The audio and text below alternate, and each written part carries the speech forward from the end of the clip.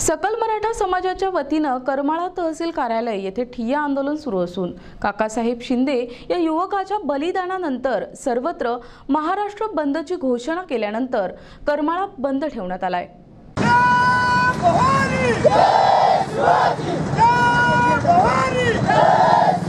काकासाहेब शिंदे यांच्या बलिदानानंतर करमाळा शहरात तीव्र संताप आंदोलकांमध्ये पाहायला मिळत असून ठिकठिकाणी रस्त्यावर टायर पेटवून रस्ते बंद करण्यात आले असून बस सेवा देखील बंद आहे। शाळा आणि महाविद्यालयांना देखील सुट्ट्या देण्यात आल्या।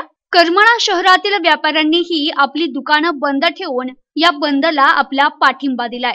मराठा क्रांतीचं ठोक मोर्चा हे आंदोलन आता आपण पाहतोय। या आंदोलनाला हिंसक वळण लागलेलं आपल्याला बऱ्याच ठिकाणी पाहायला मिळतंय।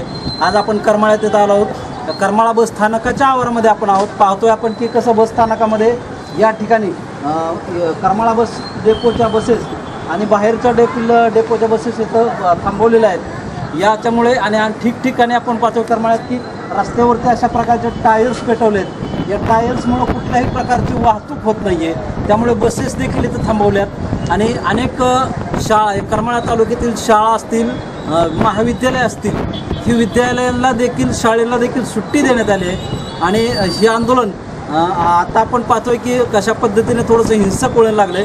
शासन या आंदोलनाकडे कशा प्रकारे भूमिका घेत आहे आणि हे आंदोलन कशा प्रकारे शांत होतंय का हे पाहणं आपल्याला गरजेचं आहे। कॅमेरामन संतोष मोठेसह शीतल कुमार मोठे, NTV न्यूज, करमाळा, सोलापूर।